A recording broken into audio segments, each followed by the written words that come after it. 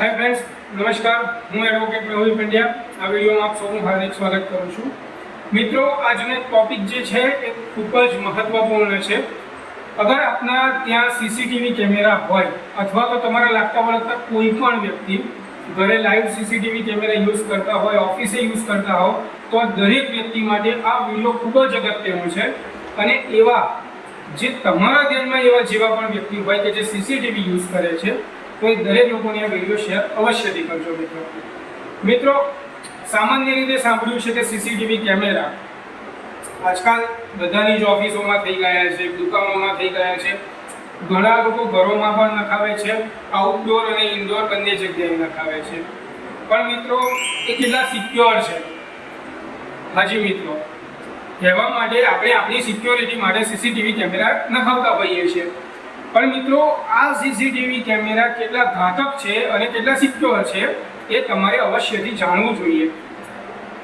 સામાન્ય રીતે ઘણા લોકો પોતાના સીસીટીવી કેમેરાનું લાઈવ ટેલિકાસ્ટ જે તે જગ્યાએથી ફોનમાં કેવી રીતે જોતા હોય છે કે મારો તેનો કર્મચારી શું કામ કરી રહ્યો છે, મારા ઘરમાં શું શું ચાલી રહ્યું છે।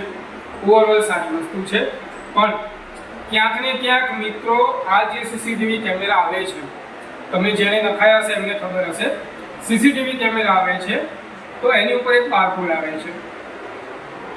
જેમ કે સ્માર્ટ વોચ લઈએ છીએ તો એની ઉપર જે બી કંપનીની હોય તો એમાં એક બારકોડ આવે, એને સ્કેન કરો, એની એપ આવે, એપ ડાઉનલોડ થઈ જાય, એના આધારે બંનેનું કનેક્ટેશન થઈ જતું હોય છે, કનેક્ટેડ થઈ જાય। તો સીસીટીવી કેમેરા ઓનલાઈન તમારે કરવા માટે તમારે ગમે ત્યારે ઓનલાઈન એક્સેસ કરીને એનું જોવું હોય તો એનું એક એપ આવે છે। દરેકની પોતાની પર્સનલ કંપની વાઇઝ દરેકની એપ હોય છે। તો સામાન્ય રીતે મિત્રો આ તમામ એપ ચાઇનાની મેક્સિમમ છે। ઘણા લોકો પોતાની ઇન્ડિયન બ્રાન્ડના નામે કેમેરા વેચતા હોય છે, પણ એ લોકો આવી ચાઇનાની એપને મોડિફિકેશન કરીને પોતાનું નામ લગાવીને આપી દેતા હોય છે।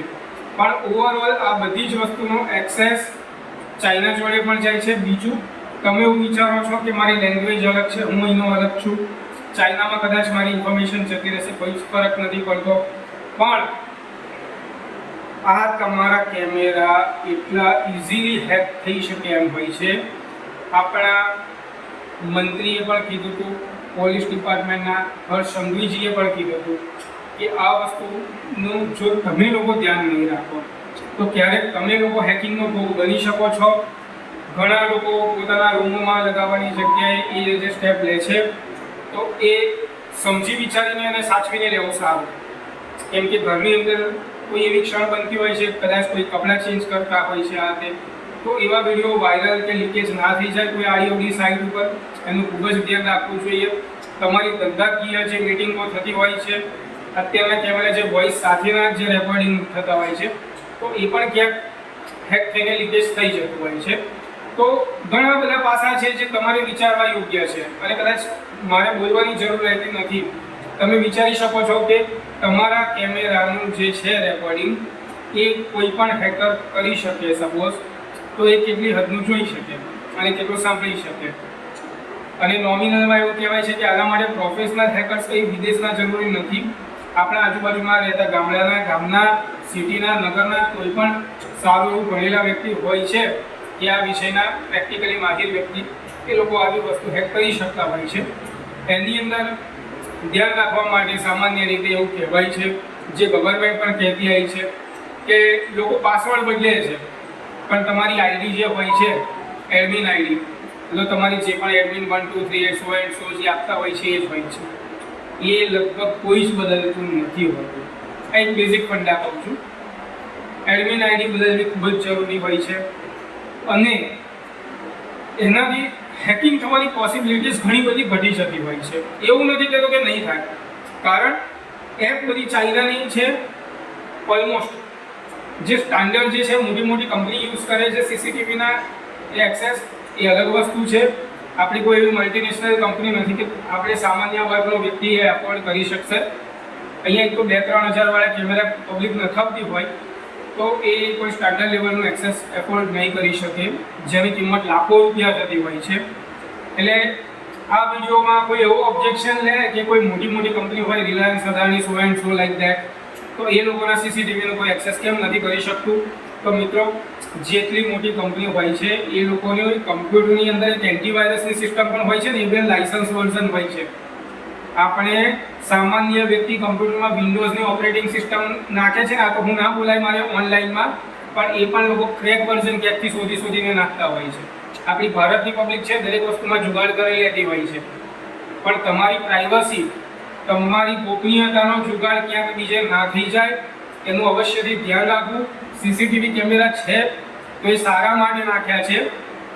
તમે ક્યાંક અણબનાવ બની જાય તો એને અલગથી તમે ખોલીને જોઈ શકો એવી રીતનું રાખો.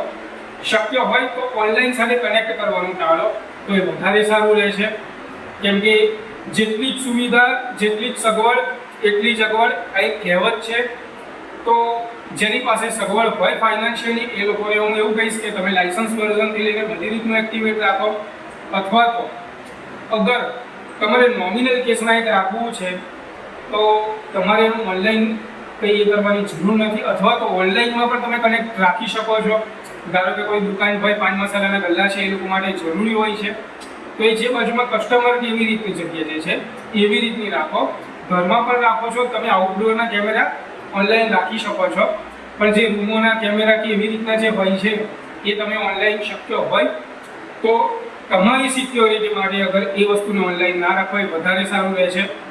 તમારી ઓફિસની અંદરની કોઈ ડિસ્કશન ચાલતી હોય તો એ કેમેરા ઓનલાઈન ના રાખો તો એ વધારે સારું રહે છે. કેમ કે ઘણી બધી જગ્યાએ બધાના મોટા મોટા વેપાર બિઝનેસ થતા હોય છે, એટલે બધાની પોતપોતાની કંઈક ને કંઈક અંગત માહિતી હોય છે, લીકેજ ના થઈ જાય એટલા માટે. આ વિડીયો ગમ્યો હોય મિત્રો તો આ વિડીયોને લાઈક કરજો, ચેનલને સબસ્ક્રાઈબ કરજો અને શક્ય એટલા વધારે લોકોને શેર કરજો. જય હિન્દ, જય ભારત, જય સંવિધાન.